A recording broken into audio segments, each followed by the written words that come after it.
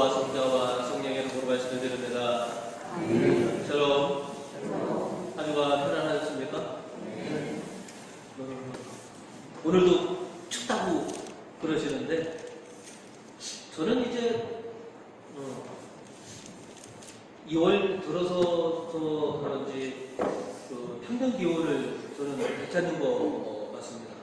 그래서 예보상으로는 오늘도 아침에 영하 10도가 좀 넘는다고 그러는데 이제 주중에 이렇게 기온을 보니까 영상대로 이제는 이제 접어드는 거 같거든요.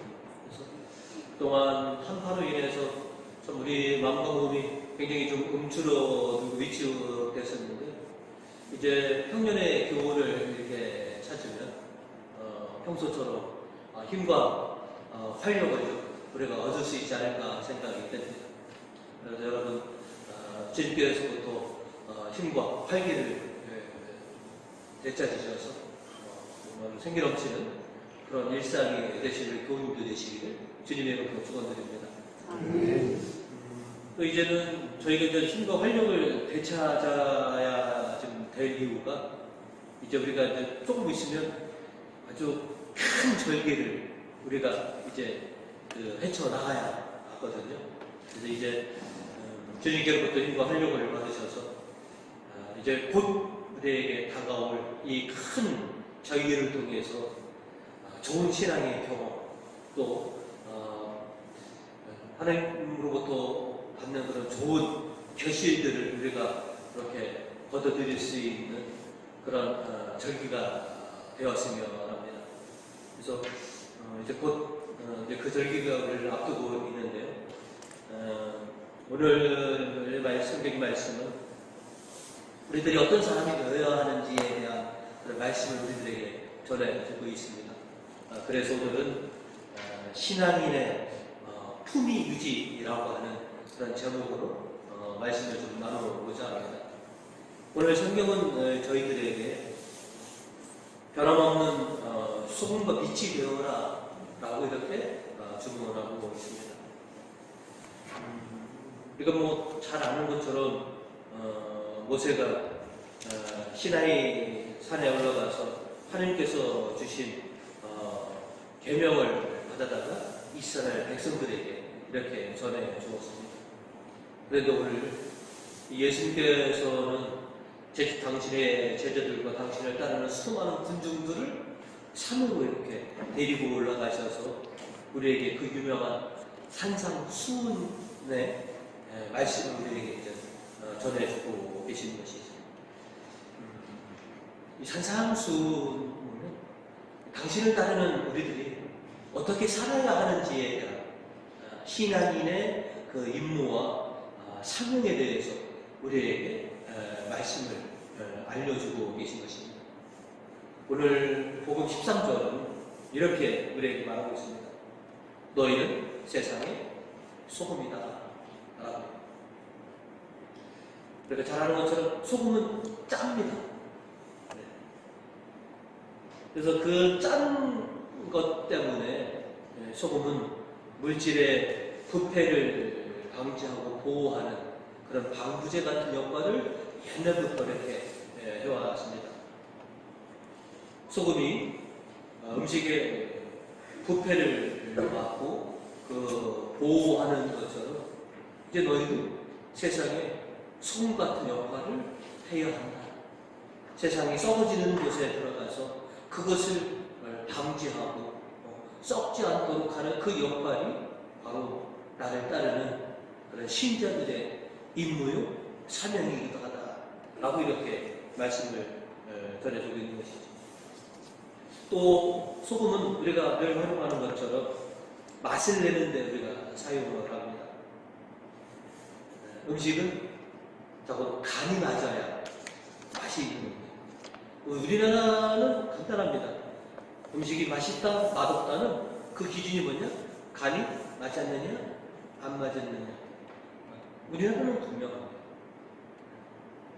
그래서 우리가 음식을 할 때 맛있게 하기 위해서 그래서 소금을 넣는데 소금을 넣더라도 소금 자체가 맛을 내기 위해서 소금이 녹아야 하고 섞여야만 합니다. 맛있는 음식을 만들기 위해서 소금을 넣는데 그 소금이 녹지 않으면 맛을 낼 수가 없고 또 거기 있는 부분은 짜서 먹을 수 없을 정도로 그렇게 되는 것 때문에 그래서 우리도 그렇지만 소금을 넣으면 우리는 반드시 뭐예요? 이렇게 잘 넣고 잘 섞이라고 이렇게 저어야지만 되는 것이죠. 그래서 소금은 녹아서 다른 그런 물건들하고 잘 섞여야지만이 맛을 낼 수 있는 것이죠. 주님께서 우리에게 소금이 되어라라고 하는 것은 너희도 세상을 맛깔나게 만들 수 있는 그 요소입니다. 너희는 세상에 들어가서 너희 스스로 녹아야 하고 또 섞여서 이 세상을 참 맛깔나는 세상으로 만들 역할이 바로 너희에게 있다라고 하는 것이죠. 그래서 신앙인은 이 세상에서 우리 자신을 녹이고 섞여서 이 세상을 부패하지 않고 또 맛깔난 세상을 만들어야 할 그런 임무와 사명이 우리에게 있다라고 하는 것을 우리가 같이 기억해야 하는 것이죠. 그리고 복음 14절 너희는 세상의 빛이다 라고 이렇게 말씀을 하십니다. 어둠을 물리칠 수 있는 유일한 것이 바로 빛입니다. 깜깜한 상태에서는 우리는 아무것도 할 수 없습니다. 형체를 분간할 수도 없고 내가 가야 할 길이 어디인지도 우리가 모르기 때문에 그렇습니다. 빛이 있어야지만이 내가 나가야 할 그 길을 알 수 있고 또 우리가 사물을 구분할 수 있게 되는 것이죠. 그리고 빛은 우리가 아는 것처럼 모든 피조물에게서 가장 유용한 요소인 것이죠. 빛이 있어야지 모든 피조물들이 생명을 얻고 활력을 얻기 때문에 그렇습니다. 그래서 흔히들 야 너는 빛도 못 받냐 이렇게 빛이라냐 라고 하는 거예요. 빛이 있어야지 생명과 활력을 얻게 되는 것이죠. 빛이 이렇게 사물에게 좋은 영향력을 끼치는 것처럼 신앙이 또한 이 세상에 빛의 역할을 감당해야 한다라고 하는 그런 주문이신 것입니다. 너희는 이 세상에 빛이 되어서 온 세상을 비추어야 한다라고 하는 것이죠. 복음 16절 앞부분을 보시면 너희도 이와 같이 너의 빛을 사람들 앞에 비추라 라고 했습니다. 너희가 빛이 되어야 되는데 그 빛을 어디로 비치느냐? 사람들을 향해, 세상을 향해 비치는 빛이어야 된다. 우리가 불을 밝혀놓고 그것을 나만 보기 위해서 이렇게 덮어놓는 사람 별로 없습니다. 빛을 밝히고 나서 그것을 오늘 성경 말씀대로 대박으로 덮으면 그거는 아예 없는 거나 진노하기 때문에 그래서 너희가 빛을 발하였다면 불을 밝혔다면 세상을 향해 비추어야 한다라고 하는 것이죠. 그래야지만이 그 빛이 존재 의미가 있는 것이다. 그래서 이사야 예언자가 오늘 1절로 우리에게 이렇게 또 말씀하고 있습니다. 목청껏 소리질러라. 내 소리 나팔처럼 높여라. 내 백성의 죄상을 밝혀주리. 야곱 가문의 잘못을 드러내라. 빛이 모든 사물과 참됨과 거짓을 밝히고 드러내는 것처럼 너희가 이 세상에 빛이 되어서 밝히고 드러내 주어야 한다. 큰 소리로 그들을 일깨워주는 것. 그것이 너희가 이 세상에 빛의 역할인 것이다. 그리고 8절로는 그렇게 하면 너희의 빛이 새벽 동이 트듯 터져 나오리라.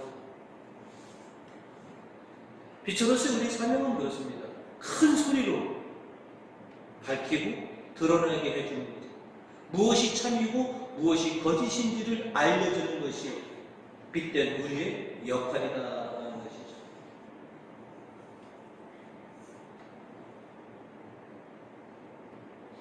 예수님을 통해 이 세상의 소금과 빛의 임무와 사명을 받은 사람들이 바로 신앙인들입니다. 그래서 우리는 변함없이 소금과 빛의 그 역할을 감당해야 하는 것이죠. 어떤 때는 빛과 소금이고 어떤 때는 아무짝에나 쓸모없는 그런 물건이 아니라 변치 않는 초지일과 빛과 소금으로서 너희는 존재해야 한다는 것이죠. 소금이 짠맛을 잃고 빛이 기름이 다 떨어서 꺼진 불은다면 더 이상 어디에 사용하겠는가? 변함없는 소금과 빛으로서의 역할을 너희가 감당해야 한다는 것이죠. 그래서 우리는 하나님께서 주시는 그 은혜와 또 주님의 능력과 도우심에 힘입어서 부족하지만 이 세상에 변함없는 소금과 빛의 사명을 내가 다하겠습니다 라고 늘 이렇게 주님 앞에 같이 고백하는 것이지. 아직도 이 세상에는 소금과 빛으로서의 역할이 너무나 많이 있습니다. 우리가 활용되기를 기꺼이 요청하고 있습니다. 이제 주님께서 택하신 소금과 빛으로서 초제일과 이 세상을 밝게 비추고 맛깔나는 그런 세상을 만드는데 요긴하게 사용되는 저와 여러분이 되시기를 주님의 이름으로 축원드립니다.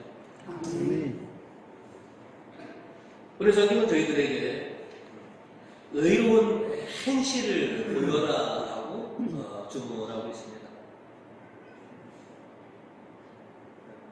예수님께서 변함없는 소금과 빛이 되어라 라고 말씀하신 후에 17절로 우리에게 이렇게 말씀을 하십니다. 내가 율법이나 예언서의 말씀을 없애놓은 줄로 생각하지 마라. 없애놓은 것이 아니라 오히려 완성하는 것이다.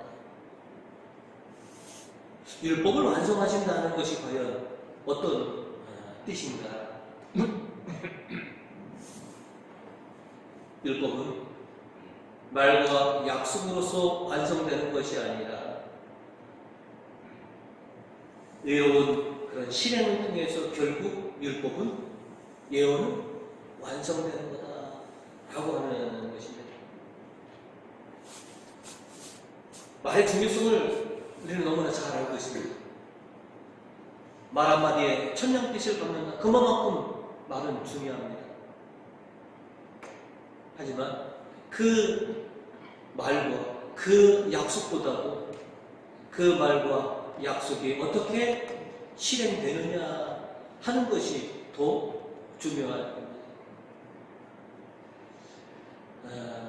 살아가면서 저는 제 가족들에게 여러분 공수표 날려보신 적 있으십니까?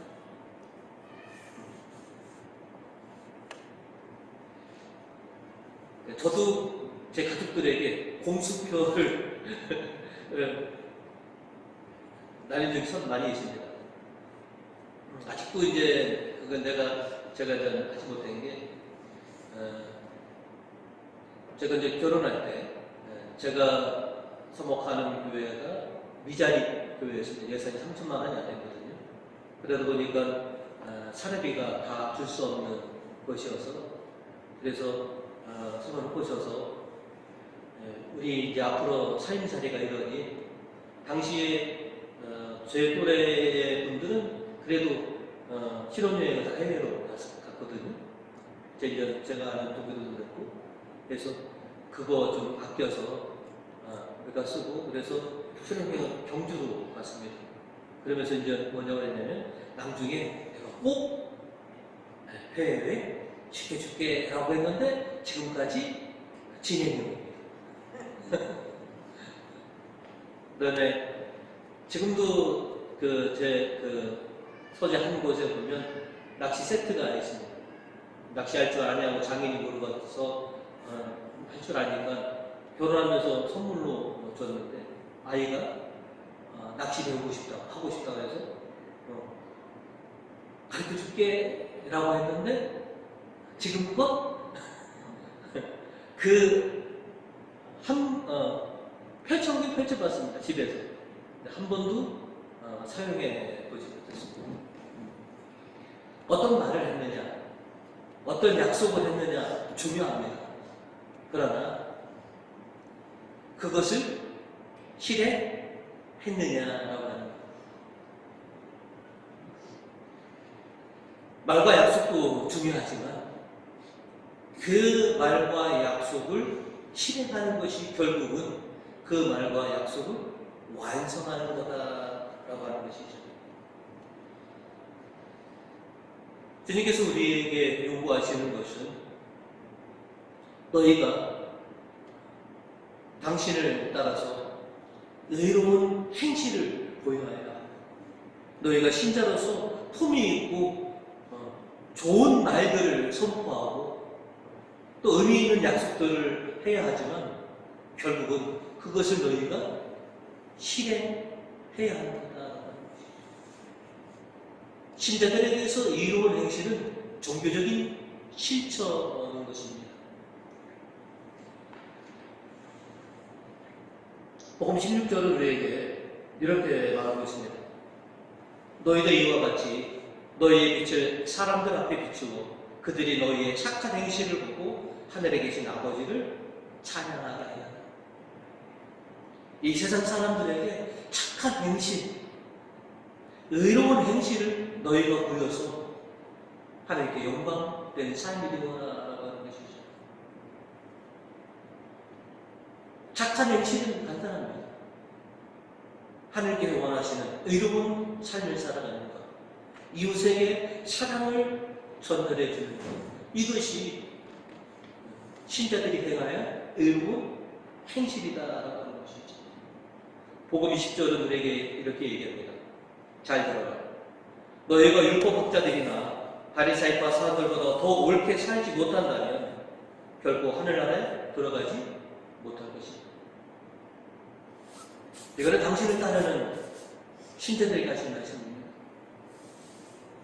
너희가 지금 유대인 공동체보다 더 의롭고 더 옳게 살지 못한다면 너희가 어떻게 예수 그리스도의 공동체냐?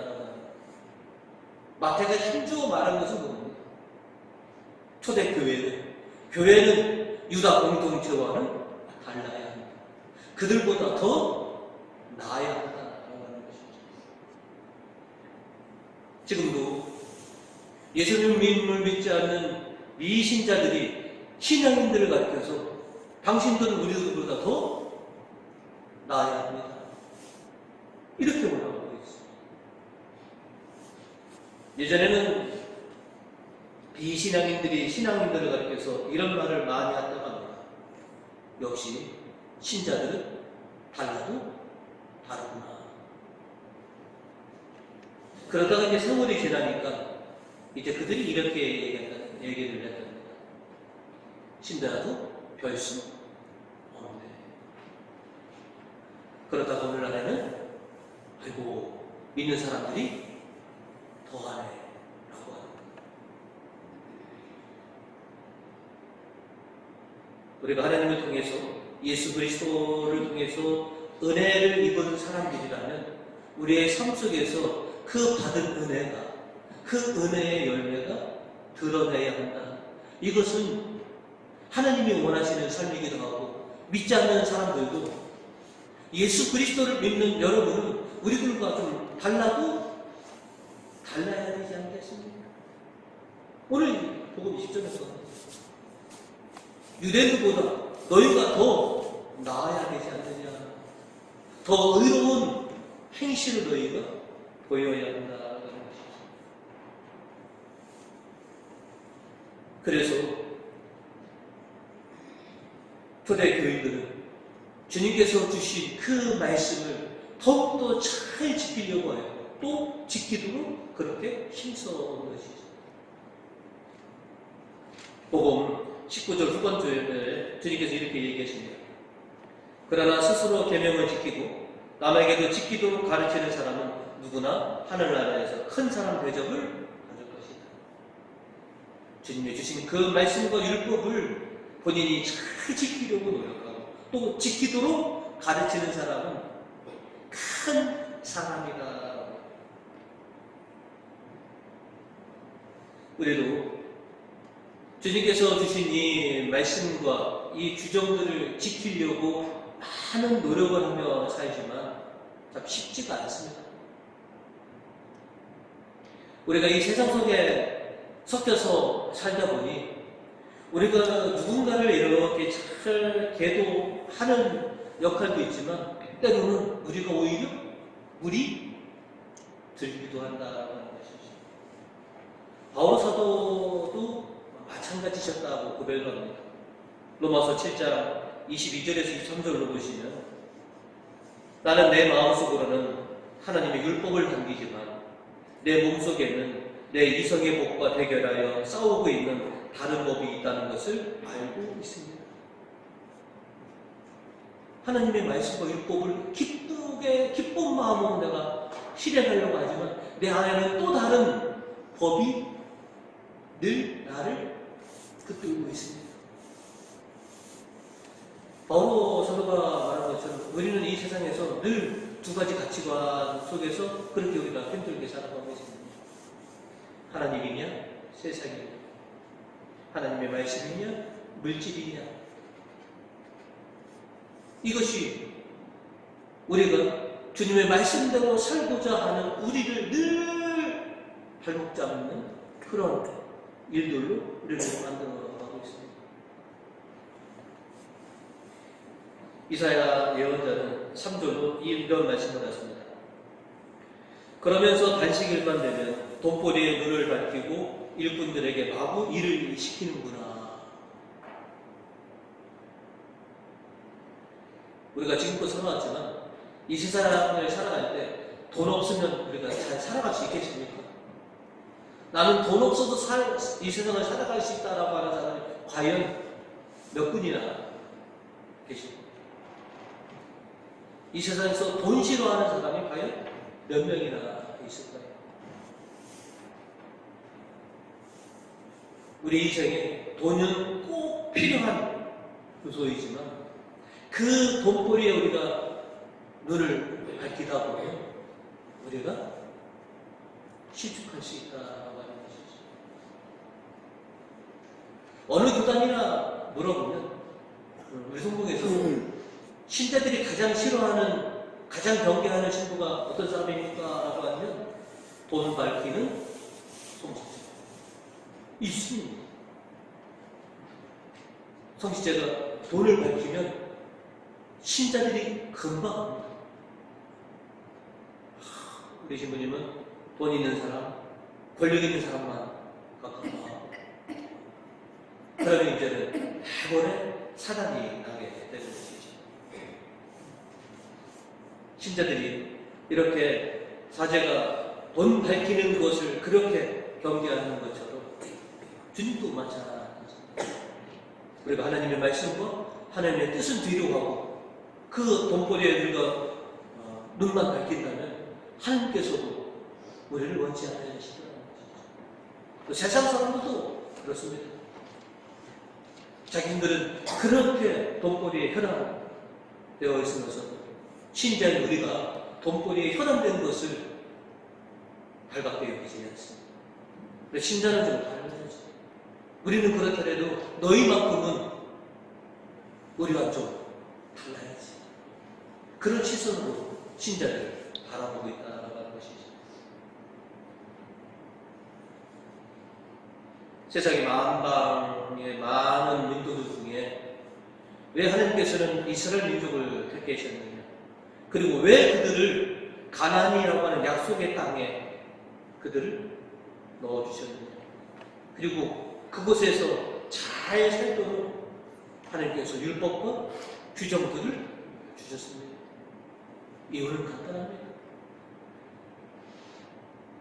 세계의 많은 민족 중에 특별히 내가 선택한 너희는 내가 정해준 그 땅에서 내가 너에게 준 그 말대로 살아가는 백성이 되라고 온 민족 중에 시범족으로서 내가 너희를 택했노라라고 하는 것이지.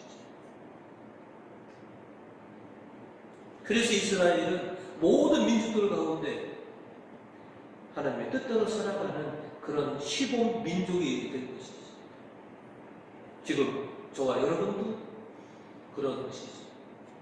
왜 세상에 많은 사람들 중에 왜 특별히 당신의 자녀로 택해주셨느냐?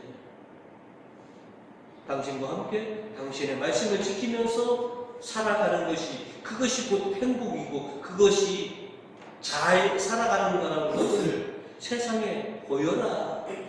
그것이 바로 우리들의 임무요, 우리들의 사명이 있는 것이죠. 그래서 우리는 힘들지만 하나님의 말씀과 율법을 준행하며 살고자 합니다. 그리고 비신자들과는 좀 구분된 삶을 살려고 합니다. 교우님들이 성직자들에게 요청하는 것입니다. 성직자는 신자들보다 좀 달라야죠. 이게 모두가 한결같은 마음이십니다. 이 마음은 이 세상 사람들도 마찬가지입니다. 비신자들은 마음입니다. 신자들은 비신자들과는 좀 달라야지. 그렇게 요청하고 있는 것이죠. 힘들지만 주님께서는 우리가 당신의 말씀과 율법을 잘 지키며 의로운 행실을 그렇게 살아가기를 바라고 계십니다. 분명한 것은 의로운 행실의 결과는 분명하다는 겁니다. 우리가 주님의 가르침대로 의로운 행실을 우리가 살아갈 때 우리에게 주어지는 축복은 굉장합니다. 오늘 시편 1절, 2절, 3절을 보시면 할렐루야, 복되어라. 주님을 경외하며 그의 계명을 좋아하는 사람. 그 자손은 세상의 영도자가 되고 정직한 후에 축복을 받으리라. 어마어마하지 않습니까? 3절로 그의 집에는 부귀 영화가 깃들이고 그의 의로운 행실은 영원히 기록됩니다. 이것이 주님의 뜻대로 의로운 삶을 살아가는 자에게 주시는 하나님의 은혜인 것입니다. 하지만 힘들고 어려운 삶입니다. 그래서 우리들은 주님께서 원하시는 대로 의로운 행실을 보이기 위해서는 그래서 주님의 도움을 받을 수밖에 없습니다. 이사야서 11절은 우리에게 이렇게 얘기합니다. 야훼가 너를 줄곧 인도하고 메마른 곳에 서서 배불리며 뼈 마디마디에 힘을 주리라. 내가 도와주고 내가 보호해줘. 그러니 그저 힘써 의로운 행실을 살아가라. 우리도 사람입니다. 우리는 힘과 능력이 없어서 우리의 의지만으로, 우리의 능력으로는 결코 주님께서 원하시는 그 의로운 행실을 살아갈 수 없습니다. 그래서 주님의 도우심을 우리가 받아야 한다는 것을 잘 알고 있습니다. 이제 주님의 도움을 통해서, 주님의 인도하심을 통해서 우리는 주님께서 택하신 사람답게 이 세상과는 좀 구별된 삶을 통해서 우리의 삶 속에서 은혜라고 하는 것이 또 주님의 놀라운 열매들이 이렇게 드러내야 하는 것이죠. 주님은 우리가 그런 삶을 살기를 원하십니다. 이제 저와 여러분은 이 세상의 빛과 소금으로서 보내진 사람들입니다.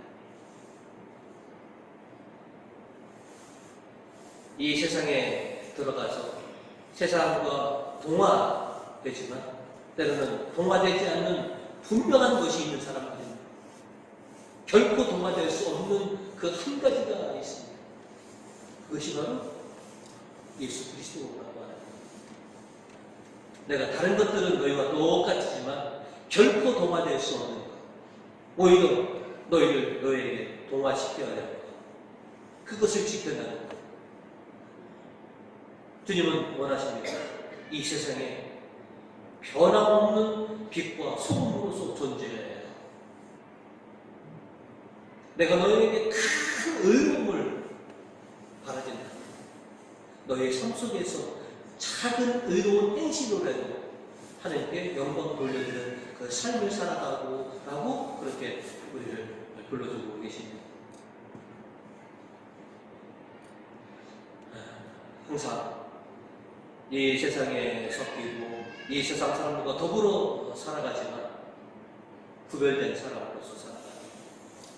그래서 우리의 그 의로운 행실을 통해서 세상이 좀 더 밝아지고 세상에 좀 더 살만 나는 세상이 되는 것, 그거는 족하지 않겠느냐 하는 것이죠. 저와 여러분의 임무와 사명을 통해서 좀 더 밝은 세상, 좀 더 맛깔나는 그런 세상을 위해서 빛과 현실을 우리 도움을 되시기를 주님의 이름으로 축원드립니다.